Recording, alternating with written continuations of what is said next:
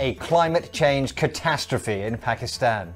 This is News Review from BBC Learning English. I'm Neil. And I'm Beth. Make sure you watch to the end to learn vocabulary to talk about today's story. And remember to like this video, subscribe to our channel, and try the quiz on our website. Now let's hear more about the story. A third of a country underwater. Floods caused by record monsoon rains in Pakistan have killed over 1,000 people and affected over 33 million others. It's thought the cost of dealing with the crisis will reach over $10 billion. One of Pakistan's regional governments has called the disaster a climate change catastrophe. You've been looking at the headlines, Beth. What's the vocabulary?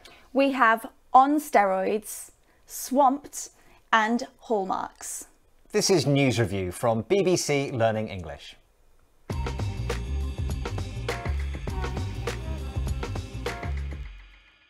Let's have a look at our first headline. This one comes from CNN.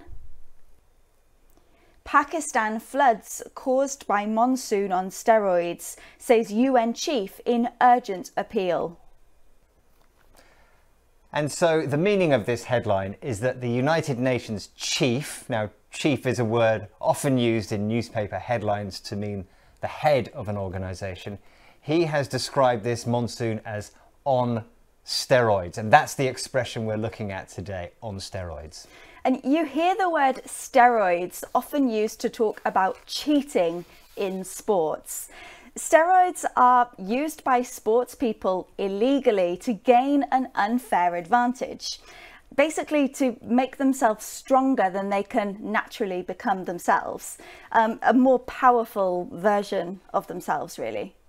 Yeah, so if we describe something, in this case a monsoon, as on steroids, we mean it's a far more extreme, a stronger version. Now, this expression was used by the head of the UN, an important position. Does that mean it's really formal? Well, that's not always the case. So yes, he is the head of the UN, but that doesn't mean that he always needs to speak formally. So formality really is all about context. And here he used monsoon on steroids when he was launching an appeal. That's right, yes. He wants to make his speech dramatic. He wants to appeal to lots of people. So it's fine to use this expression on steroids. You probably wouldn't see it, though, in a formal academic written paper. Yeah, that's true. And you can use it really in any situation where you're comparing something more extreme than something else. So, Neil, if you compare your smartphone now with your first ever mobile phone... Yes, well, my smartphone is far more powerful. It's like my mobile phone on steroids. Let's have a look at that again.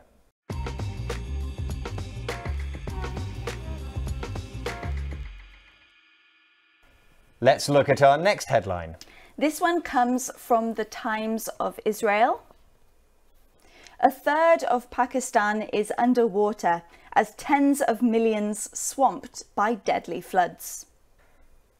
The headline is saying that Pakistan is swamped. It means that it is underwater, and it's the word swamped that we're looking at now. Yeah, and in this headline, it has a literal meaning. So a swamp as a noun is an area of very wet land. And we can use it in the same sense as a verb. So to swamp is to make something very wet.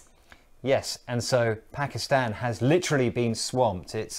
Large parts of it are covered with water. But it's very common to hear this word used in a non-literal way. So, as an example, Beth, are you swamped at the moment?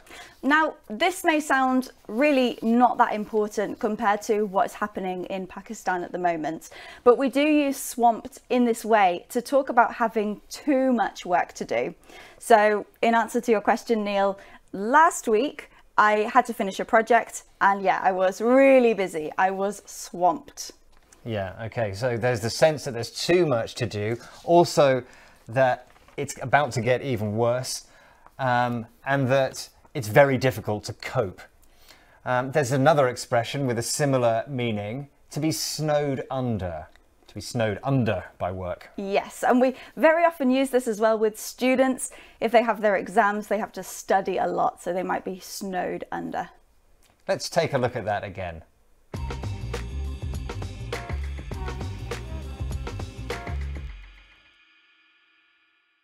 Let's have a look at our next headline. This one comes from the Economic Times. Explained.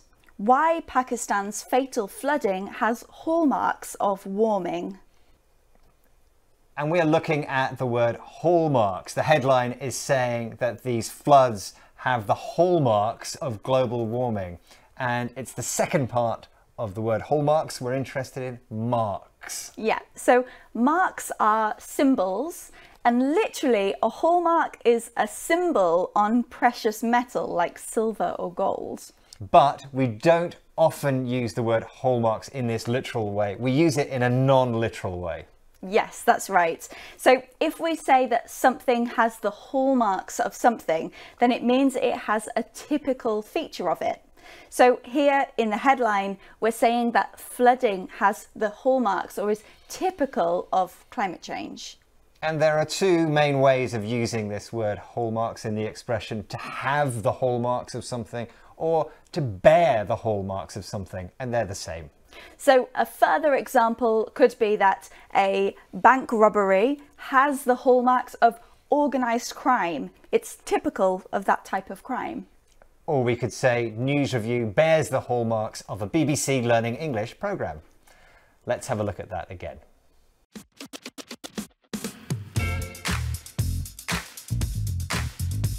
We've had on steroids, a more extreme version.